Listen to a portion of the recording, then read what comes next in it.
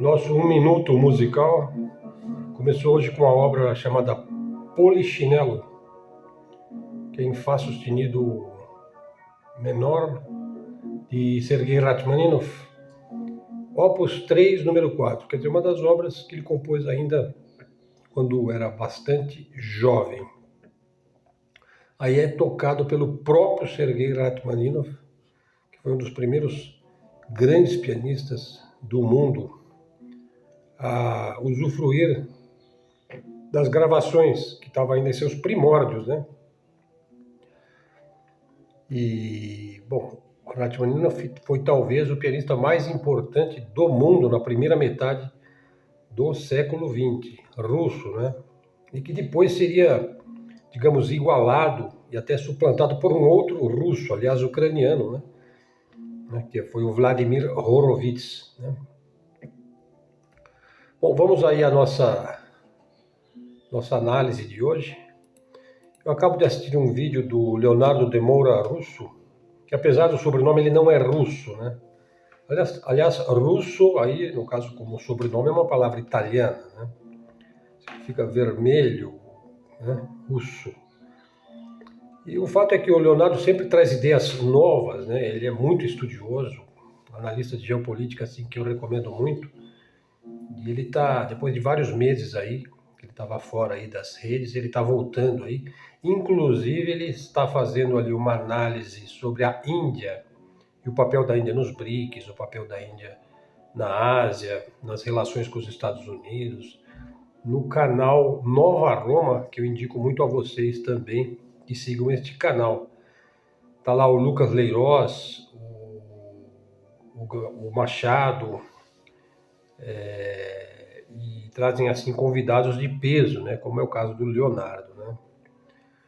E assim, ele trouxe algumas ideias aí que também me fizeram repensar, e isso é que é interessante no estudo da geopolítica, da geoeconomia, da geoestratégia, na análise política, no estudo da história, da geografia, sociologia, tecnologia, né? Que é a possibilidade de você evoluir continuamente o seu pensamento, né? Não ser ideológico, né? Mas ser prático, pragmático, saber para onde o mundo está indo, o que nos trouxe até aqui e o que nós podemos fazer, né? Com aquilo que nós somos e com aquilo que nós podemos visualizar, né? No nosso caso aqui, ver a luz no fim do túnel, né?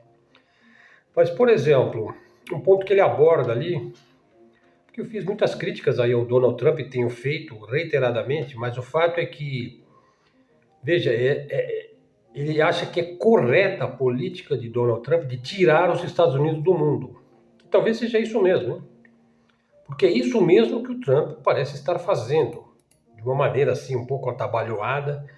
Mas é correto o Trump tirar os Estados Unidos do mundo, se recolher, se fortalecer, né? Então é correto para os Estados Unidos, veja bem, não para o Brasil, evidentemente, né? Os Estados Unidos não têm como serem positivos para o Brasil.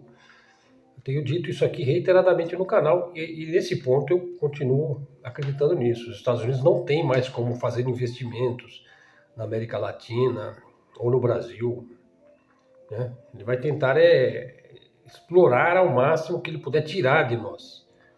Então nós brasileiros, nós precisamos nos libertar aí do jugo estadunidense e precisamos nos libertar do jugo de qualquer outro país com veleidades imperialistas, né?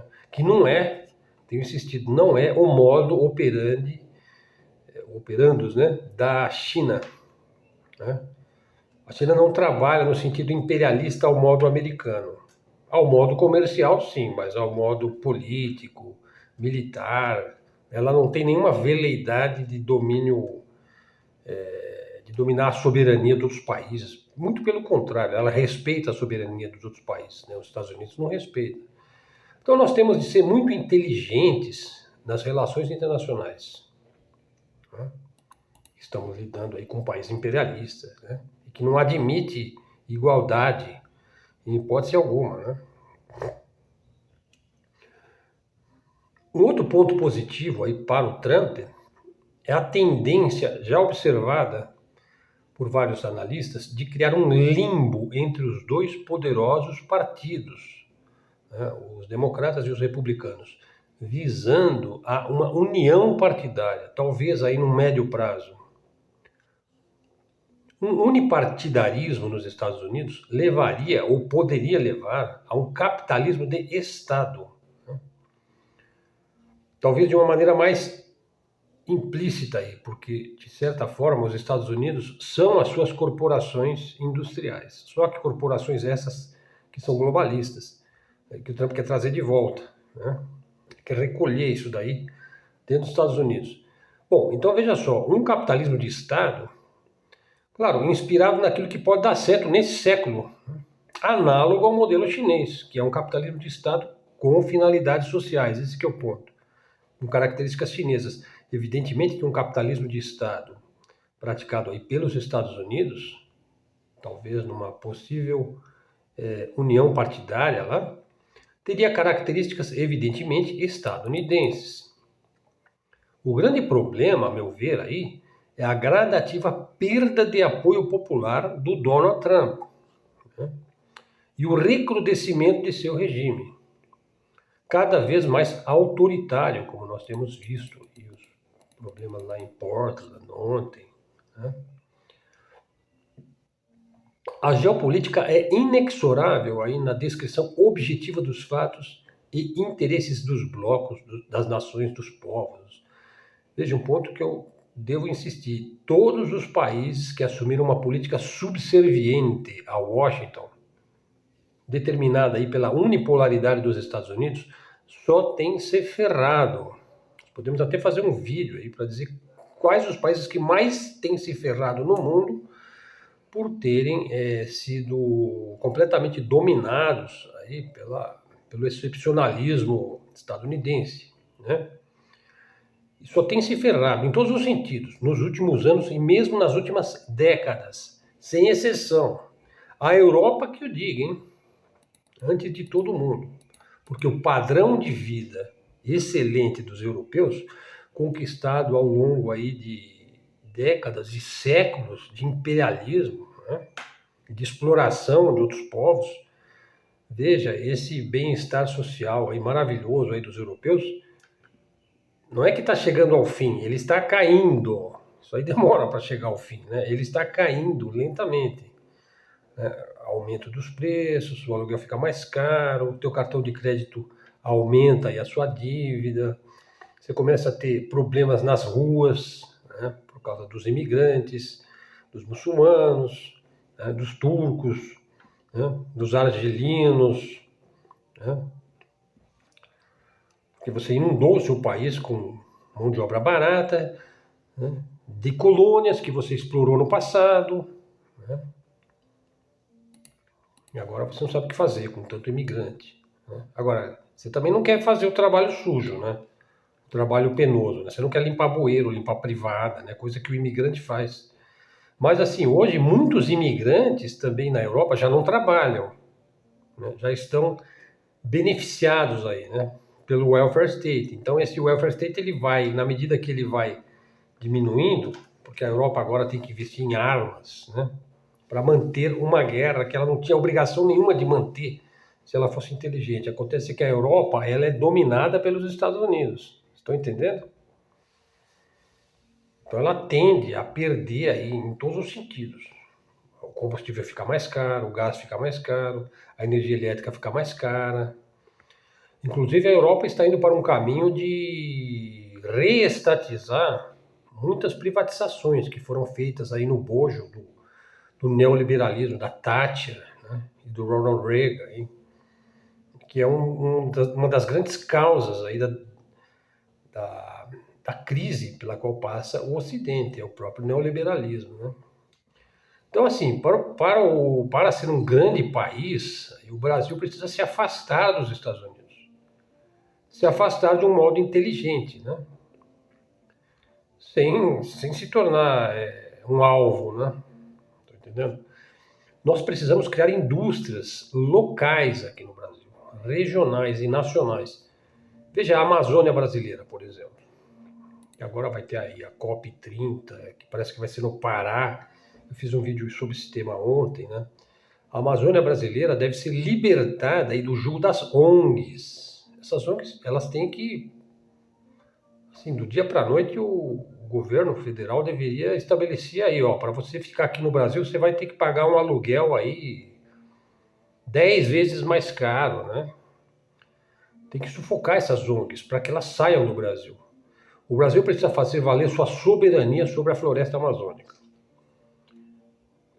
E a exemplo da Embrapa, por exemplo, que atuou fortemente e atua fortemente no agronegócio, no negócio das sementes, na recuperação do cerrado, para a área de plantio, tanto para a agricultura familiar como para a grande plantação, né?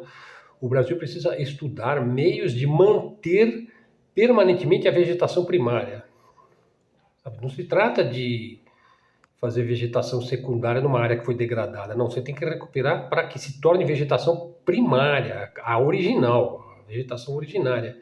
Ao mesmo tempo, o Estado deve explorar industrialmente com parcerias, né, se for o caso, e tecnologia nacional, suas imensas riquezas vegetais, minerais, genéticas, ambientais, né?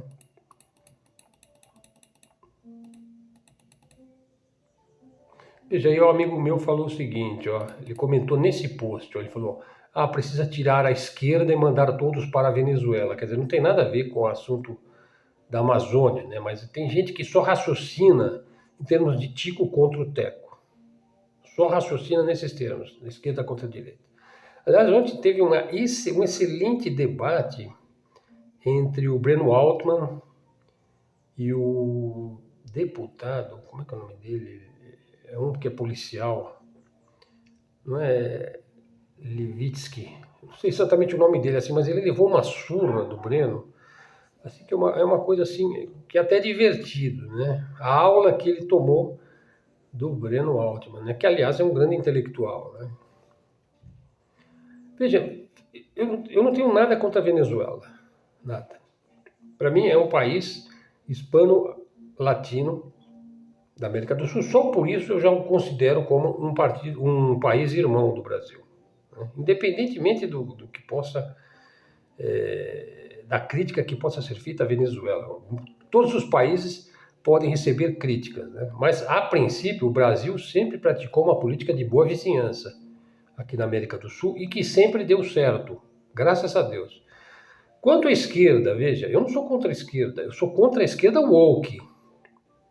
Com a esquerda woke, simplesmente não dá para você dialogar com woke, com wokismo, com identitários. Agora, as outras, vamos por aí, as outras esquerdas, por exemplo, a comunista, a liberal, a petista, eu consigo conversar numa boa. Para mim, isso aí é um dado de bom senso. Se você consegue conversar com uma pessoa, independentemente dela ser ideológica ou não, claro, com pessoas ideológicas é mais difícil você conversar, né? Você vê, por exemplo, eu falei do Breno Alves, a surra que ele deu no cara da extrema-direita ontem, no canal, não sei se foi lá nos Três Irmãos, né? Eu acho que foi lá, é. Veja, eu consigo conversar numa boa com o cara que é de direita, que é de esquerda, que é de centrão. Agora, com o wokismo, com esse tipo de esquerda, não dá, né? É impossível, né? Veja, aí apareceu aí uns posts aí, porque também eu sigo muitos canais científicos e debates na área de ciência, o que é ciência, o que é teoria científica, o que é uma teoria refutável, o que é uma teoria irrefutável. Teoria científica irrefutável, isso não existe. Não existe e nunca vai existir. Toda teoria científica, por mais científica que ela seja, ela é refutável. Você pode refutar, em algum momento ela vai ser refutada. Então, em algum momento, ou ela vai ser totalmente refutada, ou ela vai ser parcialmente refutada, e na melhor das hipóteses, ela vai ser melhorada, né? Aí defendeu um internauta lá que, referindo-se aos postulados evolucionistas do Darwin como algo irrefutável, e que o homem descende lá do Pitecantropos de Java, depende lá do homem de Pequim, o Neandertal, né? Não, o Neandertal parece que ele concorreu lá com o Homo sapiens em algum momento, não sei se há 800 mil anos atrás, e aí o Homo sapiens saiu pela frente, saiu, né? Por quê? Porque ele tinha mais capacidade de trabalhar junto, né? Em equipe. Isso aí faz uma enorme diferença na evolução, né? Você ser capaz de trabalhar em equipe, né? Já aquele indivíduo que se isola, né? Que acha que só ele é o bambambam, né? Só ele é o gostosão, esse aí tende a ser eliminado pela evolução, né? O trabalho em equipe é muito importante, né? E a iniciativa também é importante, né? Mas tem que ter as duas coisas. Se você tem só a iniciativa, né? Você fica lá isolado numa ilha, né? Como um náufrago, né? Tudo que ele pode fazer é sobreviver sozinho, né? Será que ele consegue? Bom, eu lembrei-me aí de algumas teorias científicas irrefutáveis, né? O modelo geocêntrico, por exemplo, que foi substituído lá pelo modelo copernicano, né? A Terra não era mais o centro do universo, passou a ser o Sol, né?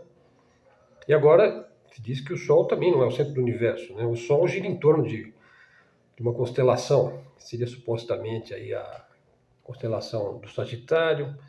Enfim, a teoria do flogisto, que seria o fogo, ele se mantém, a chama, né? A queima, a combustão é derivada do flogisto, né? Depois se provou que não, que é a queima do oxigênio, né?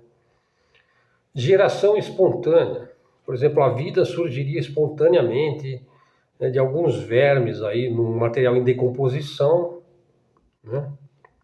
Não, a gente sabe, pela teoria vigente aí, a vida ela é um processo evolutivo, né? Ela não surge espontaneamente, ela surge a partir de alguma coisa precedente, né?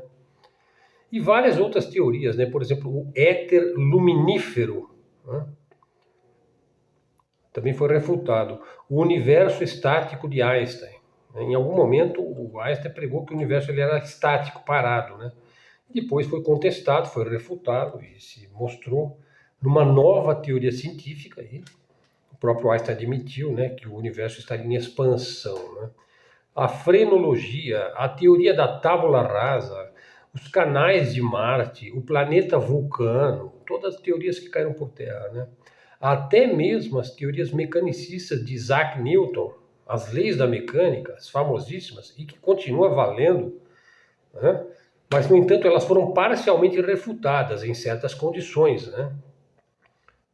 Em certas condições, por exemplo, elas foram refutadas pela própria teoria da relatividade do Einstein e pela própria mecânica quântica, onde as teorias mecanicistas do Newton já não funcionam com precisão, né?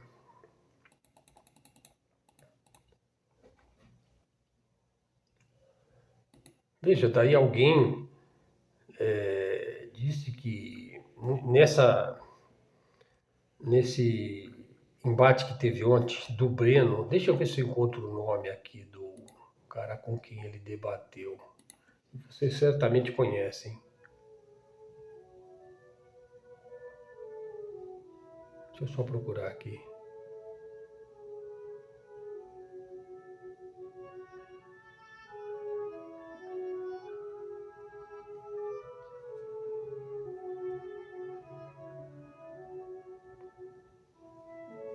É Bilinski.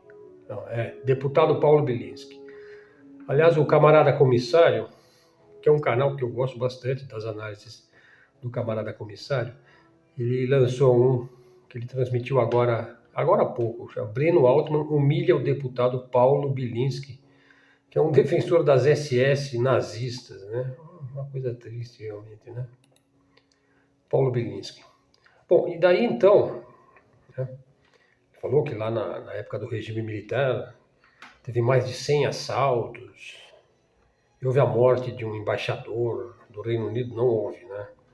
Houve sim, houve o rapto, né? Eles raptaram 4 embaixadores, mas todos foram libertados, né? Incluindo aí o embaixador dos Estados Unidos na época. Seria rapto, foram tomados como reféns, né? Bom, mas veja só.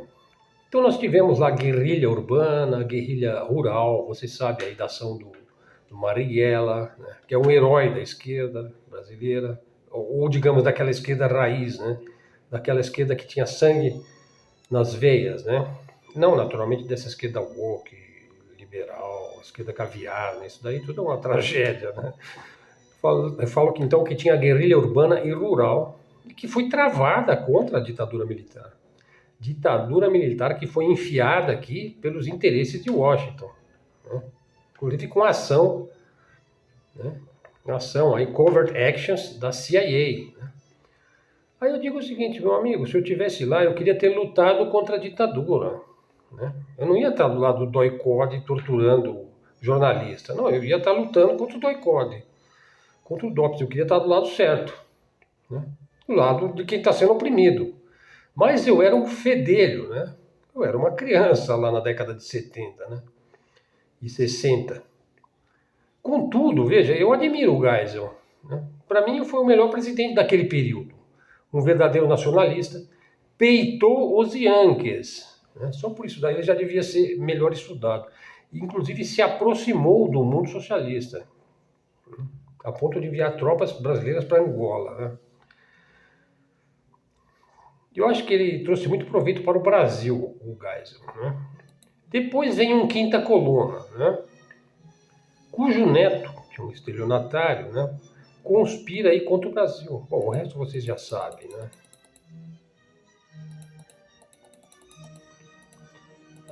O Trump inicia uma guerra civil em Portland. Portland foi onde o Charlie Kirk foi abatido, né? A mando daquele estado sionista lá que vocês conhecem, né? Começou uma guerra civil em Portland. Manifestante é baleado em protesto contra Donald Trump, que ordenou força total. É aquilo que eu disse, né? A sociedade americana já está um tanto fragmentada, né? E após a morte do Charlie Kirk, a coisa polarizou ainda mais. Então é o que eu disse, o Trump ele está fazendo a coisa certa em tentar tirar os Estados Unidos do mundo, em retrair os Estados Unidos. Então, será que vai dar tempo dele fazer o que ele quer fazer, sem tornar-se um ditador? Vamos ver, né? Quem viver, verá. Bom, aqui chegamos ao fim de mais um vídeo nosso aqui. Canal Luz no Fim do Túnel, canal da mídia alternativa, independente, canal de livre expressão e comunicação. Obrigado aí a todos pelo apoio que têm nos dado constantemente. Chegando até aqui, dá o like aí no nosso vídeo, faz um comentário no nosso vídeo, traga um seguidor para o canal. Se você gosta dos nossos conteúdos e nos toma aí como uma referência de fontes idôneas, imparciais, verdadeiras, honestas, a gente pode até errar aqui, mas se a gente errar, a gente vai ser o primeiro a admitir que errou, né? Porque ninguém é dono da verdade, né? Mas a gente tenta, isso tem honestidade intelectual a toda a prova, a gente tenta falar a verdade, né? Não o sincericídio, nós não somos adeptos do sincericídio, né? O sincericídio às vezes é uma coisa muito deseducada, né? E que invade o espaço intelectual das outras pessoas, né? Não, a gente tem que agir com parcimônia, com cautela, com ceticismo, né? E sem ter lado, exceto o lado do Brasil, daquilo que é melhor para o Brasil. Sim, aí nós somos geopolíticos. aquilo que é do lado do Brasil, nós vamos advogar por aquilo lá, né? E veja, não existe bonzinho e malzinho na geopolítica. Todos têm interesses particulares, né? Os países também têm interesses particulares, né? Então vamos em frente, pessoal. Então peço aí, se você gostou dos nossos conteúdos aí, que você nos apoie, ok? Então já vou me despedindo aqui, Helder Araújo. Me despeço aí agradecido pela sua atenção. Vou colocar a música aqui. Obrigado a todos. Até a próxima, hein?